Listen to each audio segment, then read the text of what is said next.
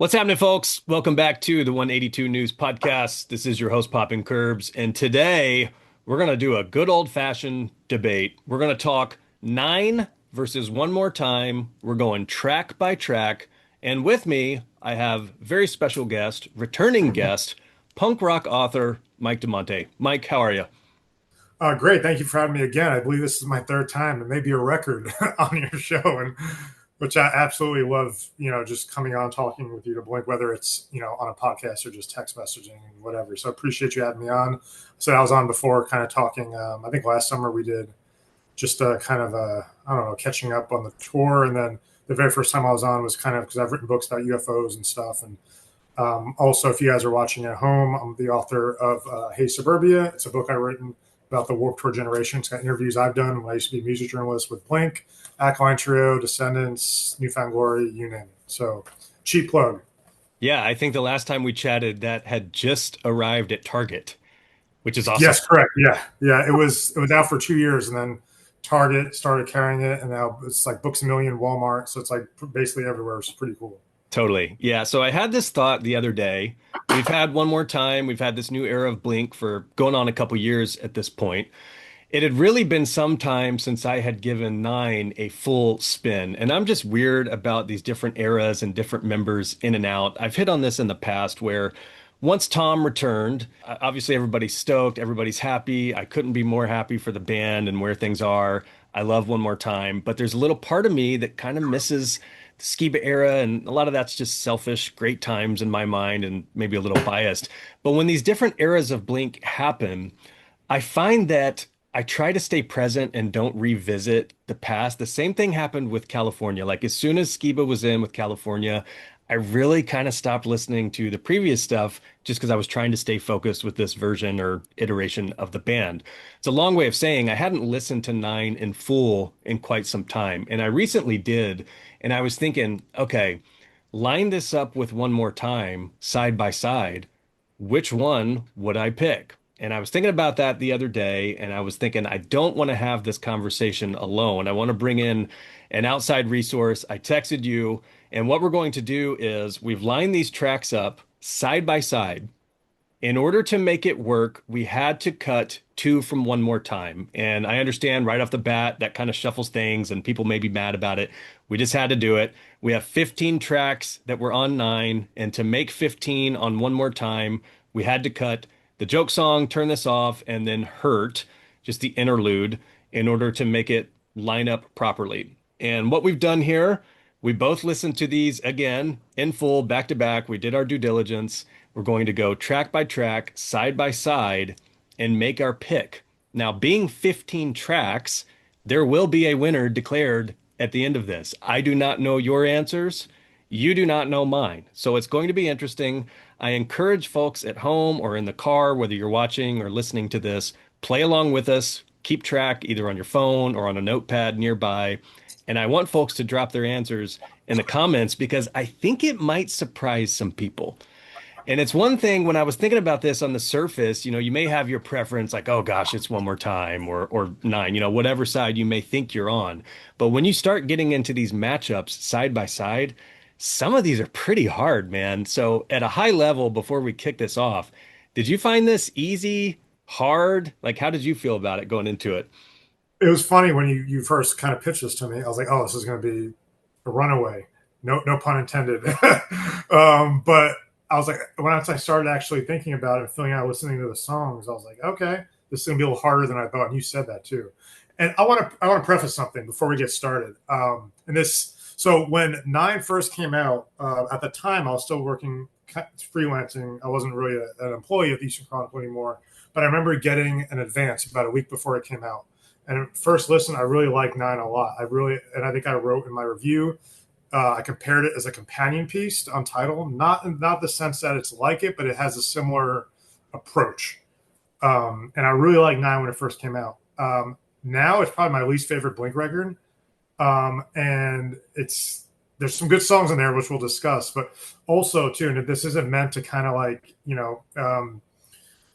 talk smack about any errors, but for me, everything after Dogs Eating Dogs to me feels just a little bit I don't want to say that. It just I look at it differently because ever since Dog Eating Dogs, they brought in more producers and extra songwriters, whereas they've never done that before. So to me, everything after Dogs Eating Dogs, I look at it through a different lens. And these are two albums that have that. Obviously, John Feldman and a bunch of other people he brought in with Nine, and then obviously on One More Time you had Travis's people and you had Tom working with Aaron Rubin. So there's a lot of cooks in the kitchen on both of these records. So I kind of look at it through a different lens compared to their previous discography. Yeah, it's really interesting, man. Like re-listening to Nine, and Mark just hit on it on his book. I mean, they were really on a lot of these songs full blown going pop. I mean, that's per Mark in his book. So it was kind of interesting because I hadn't listened to it in full. There's a couple songs that I still revisit quite often, which we'll get to, but I hadn't listened to it in full in quite some time, and I was really kind of blown away that A, how things were sounding like going in a more mainstream kind of pop direction, but from a production standpoint, like a lot of the stuff is very experimental. But I loved Nine when it came out. I felt like that was finally where Matt was fully comfortable in the band and they were able, similar to Untitled, to do whatever they wanted. They could be outside the box. They had established themselves with California with like kind of the pop punk summer tones or whatever. And then California Deluxe was a little bit darker. And then we finally got to Nine and it seemed like all was well. So I look back on that era quite fondly. But at the same time, just like everybody else, like I'm stoked Tom's back, like Blink's back on top of the world, like everybody's back at home. The universe is aligned as it should be. It's just kind of interesting. It's an interesting exercise to put these side by side and really try to hone in on like, okay, which song do you subjectively prefer or think is better per se? So it'll be an interesting little duel we have here. Just to note, prior to going into this, if you're new to the channel or to the podcast, like I love every Blink album. You do as well. I mean, all of these albums have special places in our hearts.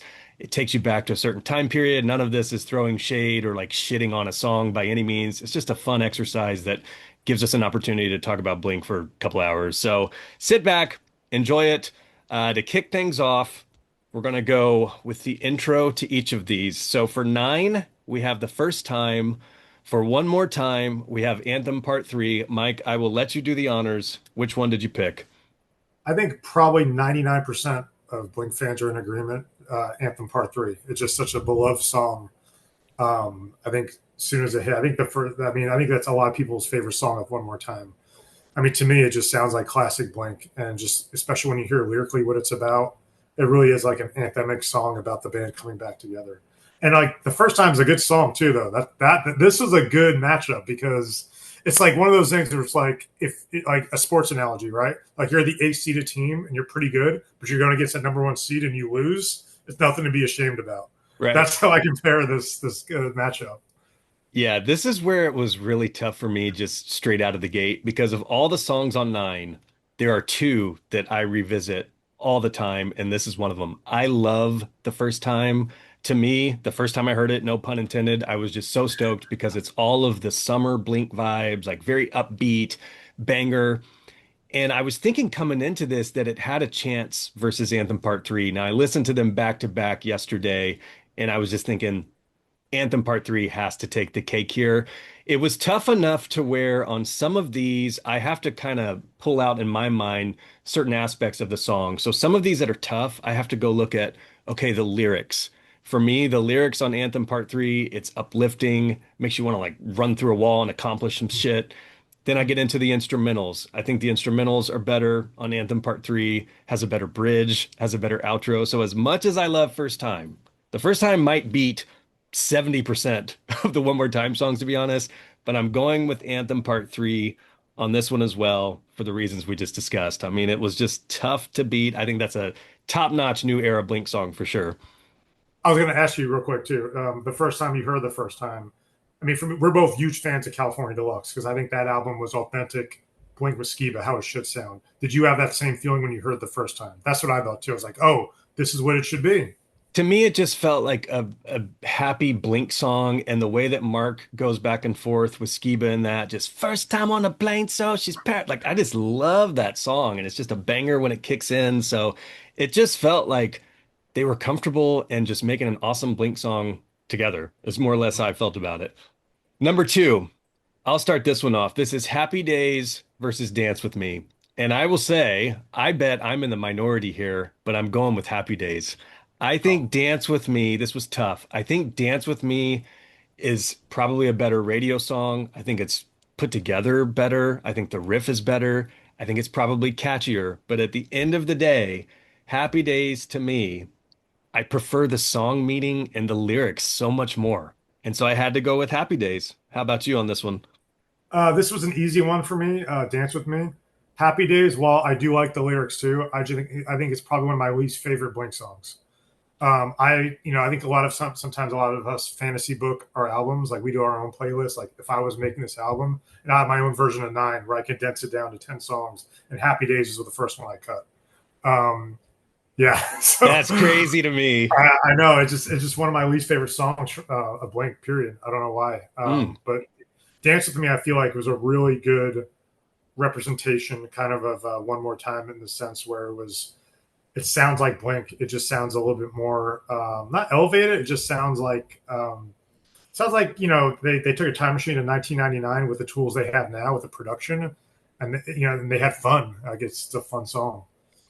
Yeah, that's a good way to put it because on some of the One More Time stuff, I remember when I was first hearing those, I was shocked that it sounds like Punk Tom. It sounds like 1998 Dude Ranch, kind of still whiny, hey you, that type of thing.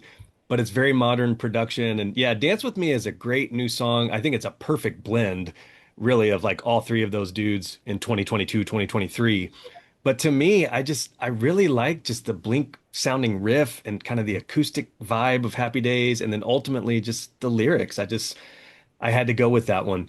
Number three, we have Heaven versus Fell in Love. You can take this one. So I always liked Heaven, especially with the subject matter. I remember they kind of after the shooting in El Paso happened, which at the time Blink was staying at a hotel. And they would have to, I think Matt Skiba said in an interview that, he basically couldn't leave his hotel. And he actually wrote the song Bad Time, too, was inspired by that, the Ackline Trio song. Mm. So there's two songs that El Paso shooting inspired Heaven by Blink, and then when he did Bad Time with Ackline Trio. And I don't know, I feel like it's a really good song when you break it down, even though it's like the guitar. I know Travis started that song with one of his friends, one of his producer friends, and the guy kind of brought this riff to him. The riff is kind of generic, but I think what really makes the song good is kind of the subject matter, what Mark and Matt sing about, the fact that it's halos in the bus stop and angel wings at the bus stop, halo back at the bar. I mean, it's referencing it was referencing the nightclub shooting right during Pride Week in Florida. It's referencing school shootings, and it's like it's really poignant. Me being a teacher and living in Texas, that stuff kind of hits close to home. So for me, it's heaven. Yeah, Love to see it. This was easy for me. This may have been the easiest one I've ever had. It's Heaven.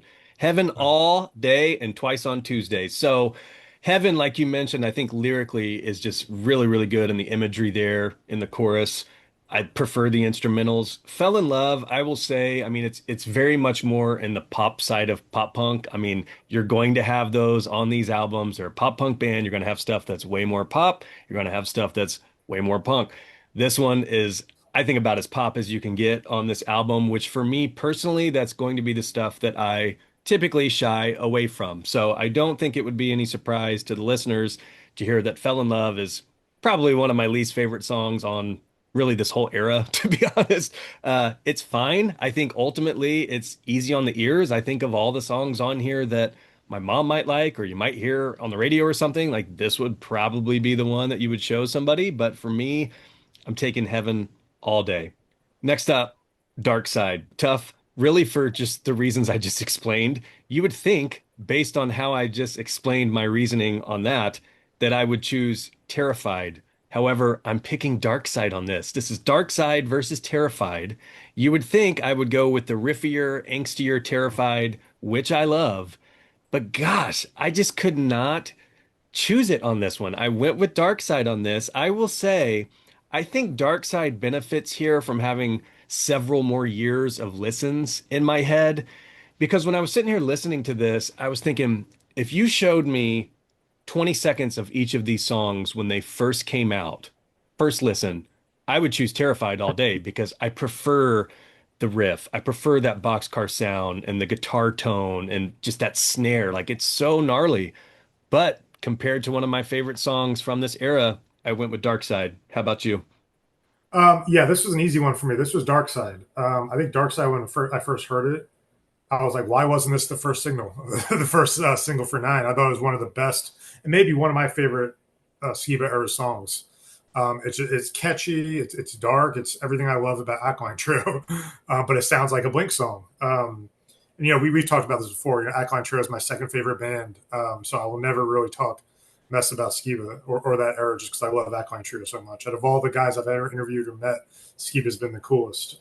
He always has. So, but Dark Side to me sounds like Blink-182 with Matt Skiba meshing fully. And like that's tough because Terrified's a good song too, but I think a lot of people have blinders on because it's the Lost Boxcar Racer song. Right. Right. I think some people heard that, it's like, oh my God, it's people automatically loved it before they heard it. And the song itself is great. It's a great song. It really is kind of it does sound like Boxcar Racer, but it also sounds like something Tom's been doing ever since then. So even though there's like some new elements to it, Dark Side just is more unique for me. All right. So right now you're 2-2 and I'm 3-1. We're not as far off as maybe I would have guessed going into this. Number five, this one was actually pretty tough. So Blame It on My Youth versus One More Time. You can do this one. This is so hard. This may be the hardest one. I'm one of the people. I like the song "Blame It on My Youth." I thought as a single it kind of fell flat, and I think it's a good song, but production, like you've seen them play it live because they Yeah. played it live very few times. Yep. It's great live. It sounds so good, a little bit raw, and I think that's lacking on the album version. And I think that kind of hurt the song's popularity because it's a great song. It has elements of The Cure and even in the beginning, that little synth part sounds like kind of Man Overboard on synth, so it has like really cool elements to it. But I think at the end of the day, One More Time is just it's a simpler song, but at the same time, it's a little bit more poignant because of the meaning behind it. So I tip my hat to One More Time, but it was really close. Yeah, I'm with you. This is one that I really had to think about yesterday, listening to him back to back, because I dug Blame It on My Youth, lead single from Nine. I know it was very divisive at the time, but for me, I enjoyed that song. One More Time, ultimately, the meaning, what it means to the band. I mean, naming the album after it. Travis gets his little singing part, and then just the fact that the first time I listened to this, man, I was like weeping. And so I was sitting there thinking, gosh, a song that will move you to tears like that and what it means to the band in this era, I've got to go with One More Time on this. I still would kill to hear. Apparently, Travis had 15 different versions of this song because in my mind, I still just wish there was some hard outro to it or it kind of went somewhere, whereas it ends, fairly abruptly, in my opinion, but that's just me. Obviously, he chose the version that he said moved people to tears when he would play it for people. And then, I mean, it's been a huge hit, so I'm clearly wrong, but I just wish I could hear some sort of extended version of the song because it's great. I just want like that No It Isn't outro where it just kicks in heavy or like a Letters to God where you've kind of got the sad acoustic part at the beginning, but then it just kicks in. But it's a long way of saying I had to go with One More Time. And I think the first time we heard that song, we were texting each other. We said the same thing. We wish it had that. We were expecting it, not like a wish, but it's like we're expecting it to come at the end. Yeah. And it just kind of ends softly, which was, it's still good. It's just, oh, you didn't expect it. It's Yeah, kind of unexpected. totally. Number six, generational divide versus More Than You Know. This was really easy for me. More Than You Know is my favorite song from this One More Time era. So this was a piece of cake. I like generational divide. I mean, it's 49 seconds. It's quick. I wish it was longer. That's another one where Mark has said at one point there was a version of this that had an extended ballad at the end. So I would love to hear some of these different bounces of these songs, but I think More Than You Know is an absolute banger, just killer new era Blink song. Took the cake easily on this one for me. Yeah, I agree, and I love Generational Divide too. I love fast hardcore punk rock songs. I wish it was longer. I wish that I know it initially started off with something else. I think my theory behind Generational Divide was they redid that song due to the not backlash, but due to the response to Blame It on My Youth. Mm, I think they redid it. They took what they had, they stripped it down, made it a punk rock song, and changed the lyrics to kind of be like, "Is it better? Is it better now? Are we better? Right? Oh, we're playing kind of what you expect." I forgot So I about love that that. song. Yeah, Yeah, people talked about that, like thinking that was in response to that. Because yeah, honestly, like even because I'm trying to remember the rollout, it was Blame It on My Youth. And then I know Happy Days and Generational Divide and Dark Side were the singles, but I can't remember the order. But even Happy Days really didn't get the best response, which was surprising to me. Yeah, I think Happy Days is more of just for that video because it was during COVID. Like they rolled that out just to do like a video on it. Because I feel like it was never like a proper single, even though it kind of I don't know. But yeah, no, more than you know. I think the first time I heard it, it took me back to like, oh, this is exactly what I want Blink to sound like. Progressive, still rootsy. I think Aaron Rubin said he wanted that to be the first single instead of Edging to come out with something hard from the gate. And I would have loved that because Mm, I mean, more than you know, it's just a beautiful song. Like I love it. totally. Number seven, we have Runaway versus When We Were Young. This was a bit of a coin toss for me. I'll let you go first on this one. I'm curious. Yeah, this is. I'm gonna go with Runaway. Um, when we were young, it's one of the songs I tend to skip on one more time. It's not that I don't like it. Like I like the riff. I just think I don't know.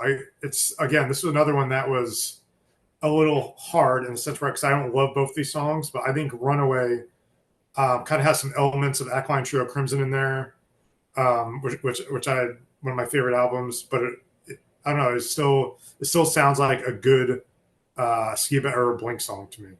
Agreed. Yep. I went with Runaway as well. It was a bit of a toss-up. Yeah. However, I mean, both of these I don't go out of my way to listen to a ton, especially not when we were young. Like you, I really like the riff. I mean, it is undeniably a Tom riff. It sounds like Blink, but to me, it just sounds more or less like something off of his demo album.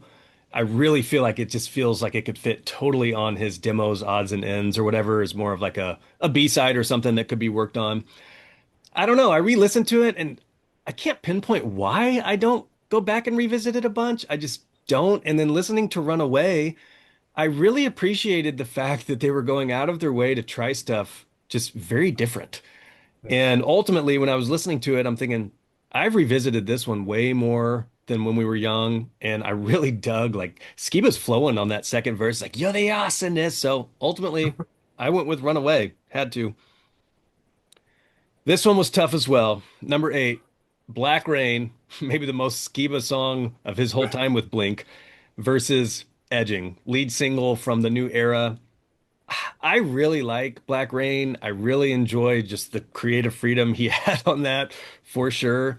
I had to give this one to Edging just because it kicked off this new era. I think it's way catchier. I think it's just more or less a better pop punk Blink sounding song.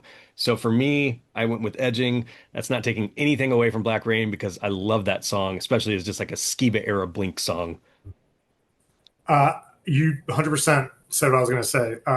Yeah, same thing. I love Black Rain. It sounded like, definitely sounded like Untitled vibes and also Eklund Trio Crimson, the experimentation to it. It also reminded me of Los Angeles too.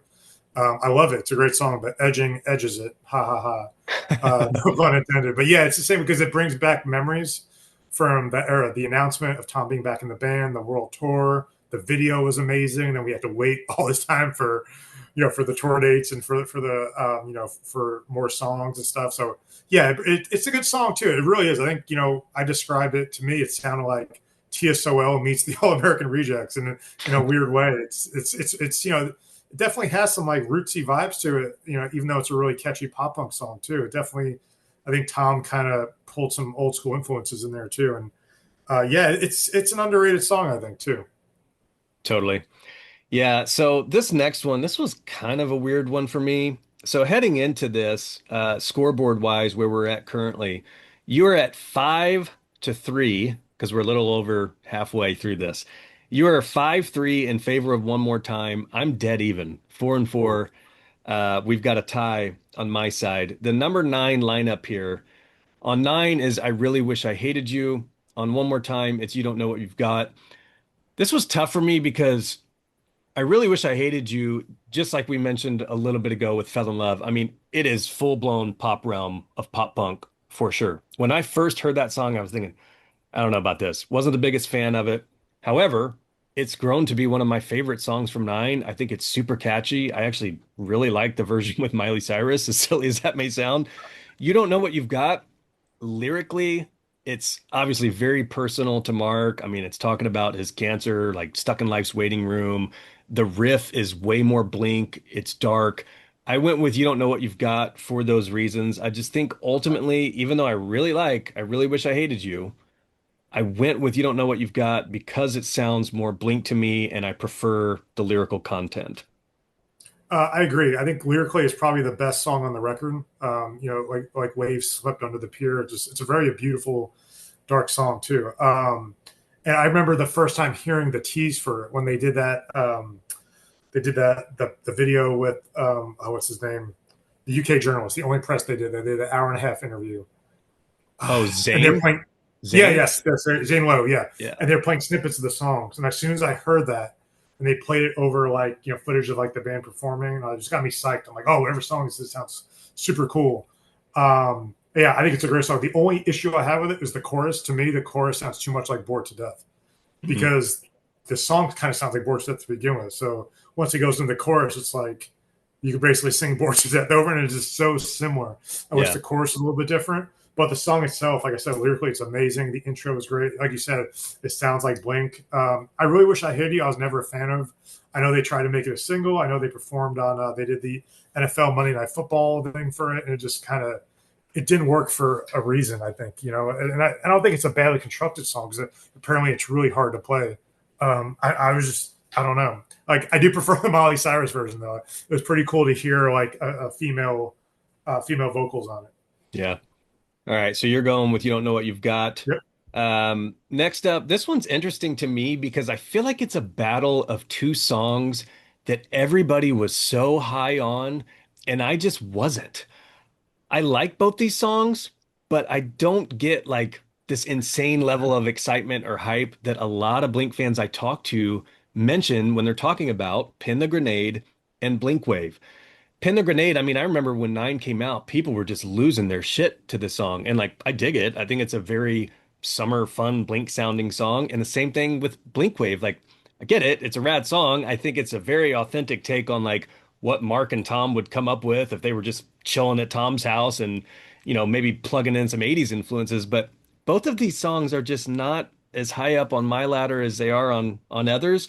Ultimately, I had to go with Pin the Grenade on this. I just think it has better summer Blink vibes, and I'm all about those take off your pants and jacket summer Blink vibes.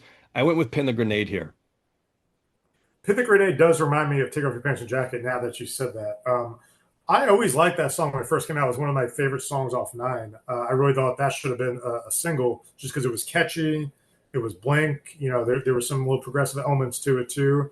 Really catchy. And just in my mind, I always envisioned like a music video of like them playing like a kid's birthday party and like, things would be like blowing up like confetti. I don't know why. That's I always pictured in my mind every time I hear that song. But for me, it's Blink Wave. I really like Blink Wave a lot. To me, it sounds like the soundtrack to like a Blink video game, and I know some like a fan did something like that with it. They made like a little like arcade thing with it. But yeah, Blink Wave is dope. I like Blink Wave. To me, it just sounds kind of like you described. Like, and I think that's how the song came about. If I remember, I was listening to an interview with Aaron Rubin where Mark and Tom were working on a song, and they said, "Let's do a new wave song." And I think Aaron Rubin kind of was like, "No, why are we doing this?" And he's like, "Just write us the synth part. We have the rest." And Aaron Rubin's like, "It turned out awesome." And I think it did turn out awesome. It really does kind of sound like something that would have came from Untitled or Neighborhoods era. I mean, I dig it. It's just not, I don't know. It's just not up there for me like I hear from a lot of folks. I mean, I see folks put that as like their favorite song from One More Time or top three. I'm like, I don't know about that. It's top half for me, but I don't know about that. This next one, Bad News got screwed, man. So this is No Heart to Speak of versus Bad News. I love Bad News. I think it's a quintessential Mark New Era Blink song for sure. It's fun. I think it would beat quite a few songs on this list from Nine. Nothing's beaten No Heart to Speak of. I love this song. It's been one of my favorites since I first heard it and had goosebumps.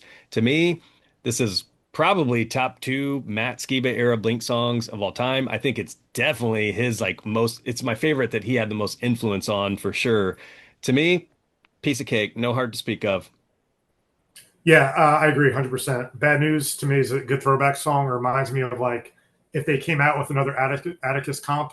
Remember the Atticus comps with all the unreleased songs? Like that would have been a song on there from like the Take Off Your Pants and Jacket era. Totally. 100%. But No Art to Speak of, yeah, I think it's definitely heavily Skiba influence. I think they even say Matt took the lead on this one. And I think it's a shame that we've never heard that live because I think that would go off in an amphitheater environment. Like a good, it's hot, sweaty. The chorus kicks in. It's just a really good amphitheater rock song.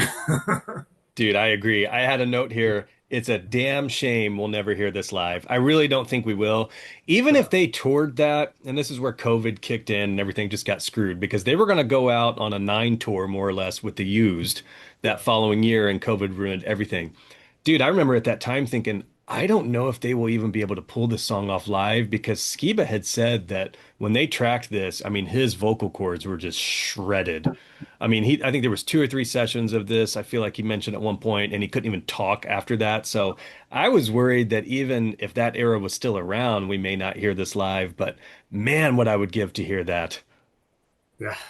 And Ah, what's cool about that song is like the lyrically too. I remember he was inspired by the title from a line of a book he read.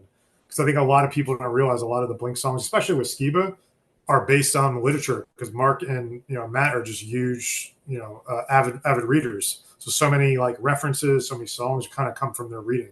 I think that was really cool that he pulled that out of something he was reading and wrote a song around it. yeah, totally. The next one, Turpentine versus Ransom. This was easy for me. This was Turpentine all day. I think this is just such a great snapshot of the brilliance of Tom. To be honest, I mean, it's a song that I think lyrically, while it's kind of funny, it's also deep and rad. And I think instrumentally, it's killer. The bridge when that drops and the shark line and everything. I mean, I love Turpentine. It's one of my top three favorite songs on this album. For sure, I don't think Ransom really had a chance here. It didn't. Ransom to me just sounded like a song that they were like, "Hey, let's play a song that sounds like old Blink. All right, let's just play something kind of quick."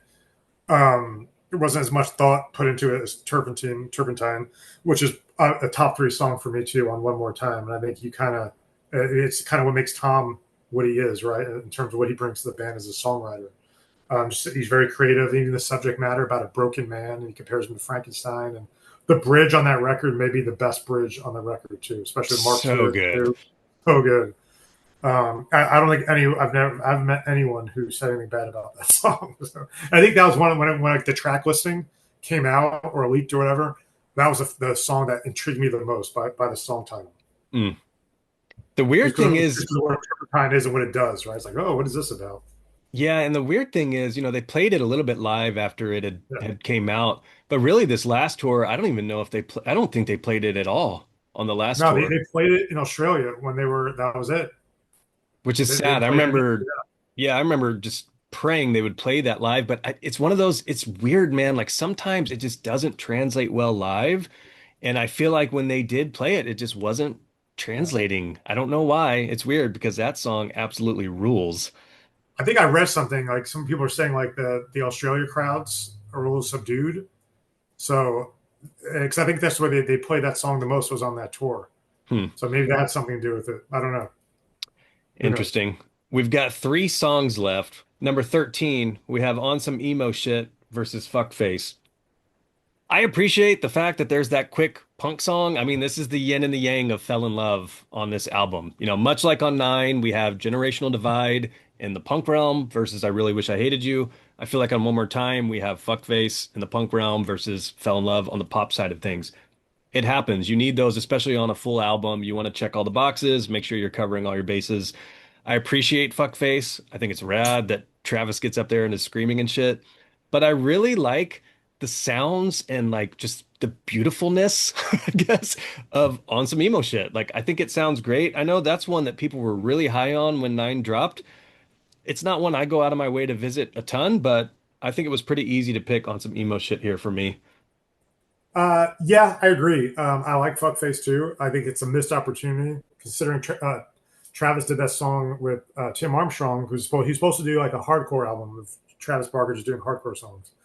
And I really think it was a missed opportunity not having Tim sing on that song too. Imagine hearing, Travis, Tom, and Tim singing on the same song. Like that's nuts. And I know they collaborated on Boxcar Racer, but Tim Armstrong is one of my favorite songwriters ever. Like, I mean, obviously Ranch is dope, but his solo stuff, A Poet's Life, is really good. And People don't know he writes for a lot of like pop stars too. Like he's just a great songwriter. So I really wish the song would have been longer and it had Tim on it. But no, on some emo shit, I loved it. First time I heard it, I really liked the subject matter. Me being originally from New York, I like how it references like New York things. Like last night in Brooklyn, and bodegas and stuff, being at art galleries, and yeah, I really like it. I just think that's the title. I wish it was something different, like last night in Brooklyn or something, instead of on some emo shit, because they already have a song called emo. I don't know. So that's your pick though on some emo shit? Yes, correct. Yeah, Okay. Yeah, and I even have a note here. I'm like, it tells like a cool story. Like it's yeah. just I don't know. It's a good song. And Um, I think it sounds Blink. It sounds very Blink too. Agreed. This one coming up, this was pretty tough for me. So this is Hung Over You versus Other Side. And Hung Over You, I really enjoyed that. That was one of my favorite Nine songs when it dropped. Other Side, I like. It's really deep and sad song. I mean, it's about Robert, his bass tech, who passed away. It's sad, it's personal. I think for some of those reasons, I don't revisit it a ton because I don't want to be sad and kind of think about that day or when that happened.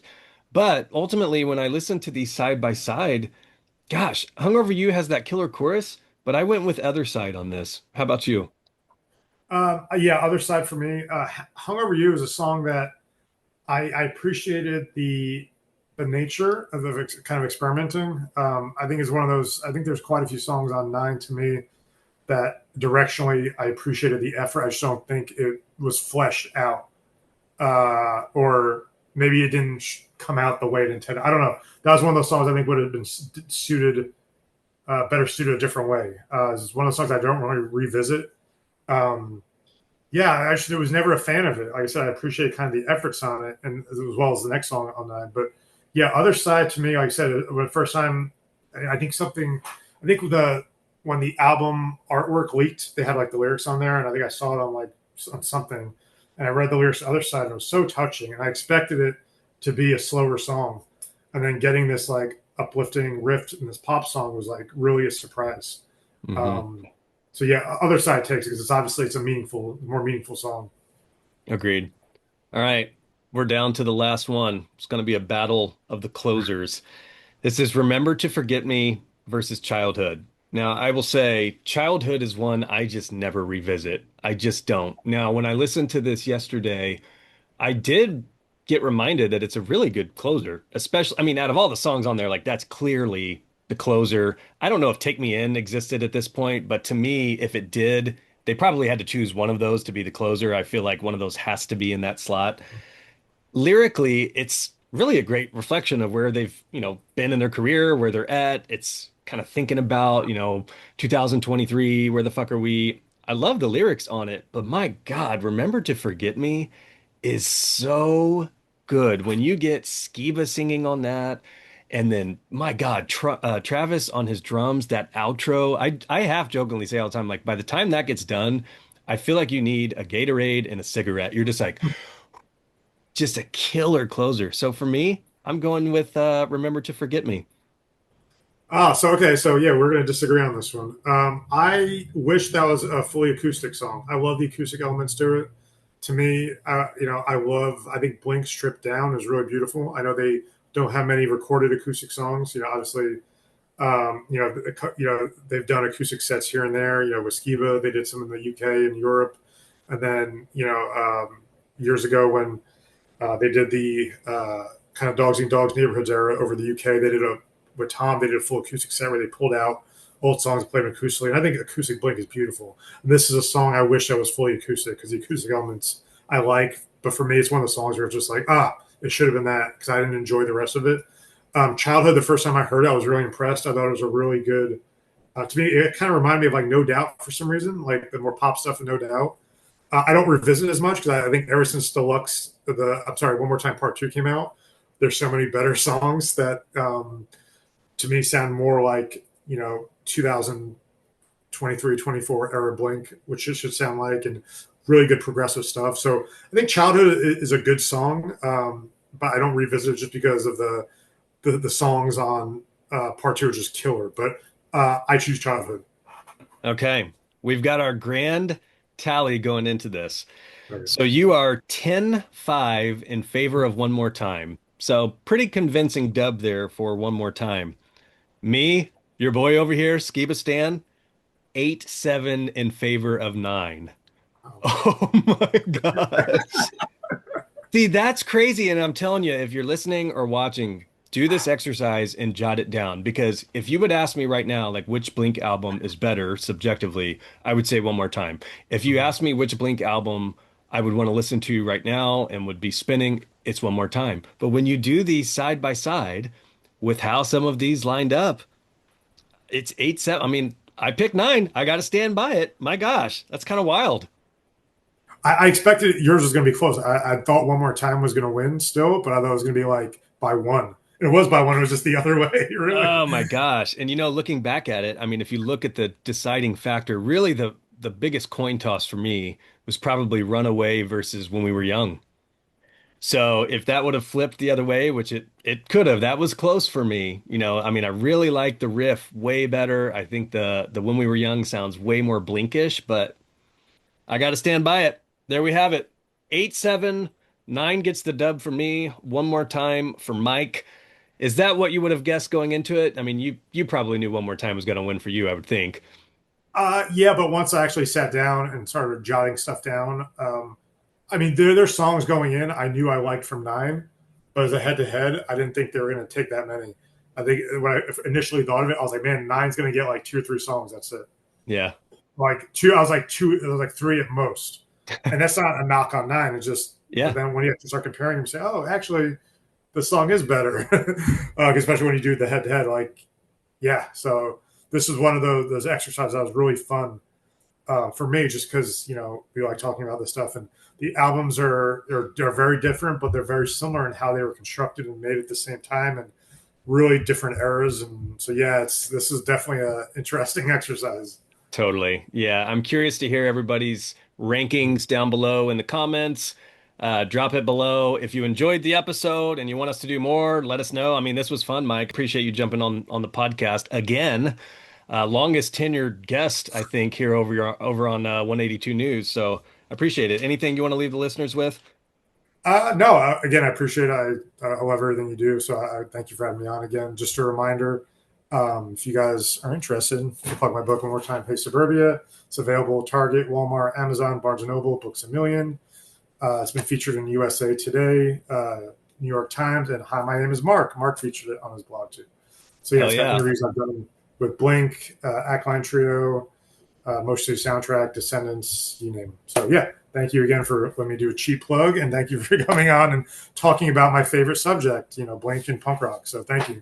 Heck yeah. Enjoyed it. If you're watching this, subscribe, do the like thingy, and we will talk to you very soon. Appreciate it.